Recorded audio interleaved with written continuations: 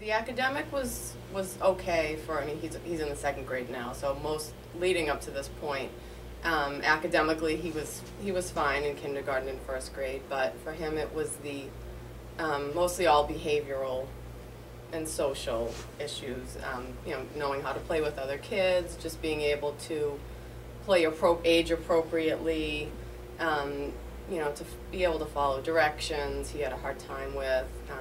He had a lot of issues with noise, being in crowds, standing in lines, sitting still, you know, all of the above. He had a lot of just the getting through every day was a struggle. I explained to him, you know, that we were going to try something for him, and I mean, it was great. He just literally walking in the door, he was thrilled. For him, it was like camp or something. I don't know. But I mean, he enjoyed, you know, doing the testing. He was happy with, you know, like the motor sensory stuff. He always liked something that was like a challenge to him. So having to do the even though it was difficult for him to do some of like the physical things, he was excited to try to walk on a balance beam, or, you know, for him, he really wanted to be able to do the monkey bars. So, you know, that was exciting for him to think that he was going to learn how to do the monkey bar. Our last day, I think it was the first or second week of December. And even, I mean, at school, they've noticed, you know, differences, and I actually was at his school in the class helping out the other day, a week ago, and I was amazed at, you know, his behavior.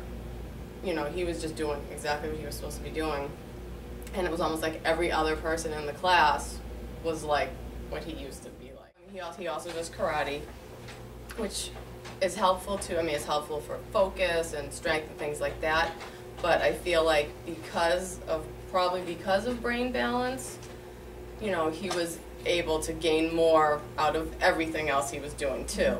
So it sort of all worked together. I mean, because, you know, going to karate and having the teacher say you have to focus is great if you can focus. Right, if he doesn't have the tools to be able to do so that. I definitely feel like, you know, brain balance helped him to be able to benefit from the other things that he was doing. Good. And then tell me a little bit about, so your son has gone through the Brain Balance Achievement Center. You've clearly seen some success with him. Definitely. Happy with the success. Absolutely. And if there were another parent or family that you thought should come here, what would you tell them about the Brain Center? Well, I mean, I tell people all the time. And also it's interesting, just not even people that I'm always speaking to, but it's amazing how many people I see that should be coming here. You know, like every other, I mean, I deal with children, that's what I do, and it's amazing the difference probably in the last 10 years, say, how almost everyone could benefit, it seems like. I mean, I have classes of 15 kids, and 10 of them could clearly qualify for a need to be at a place like this. I feel like getting the amount of time, like the one-on-one, or Harrison actually had a partner in his group, but even, you know, one adult to 2 children.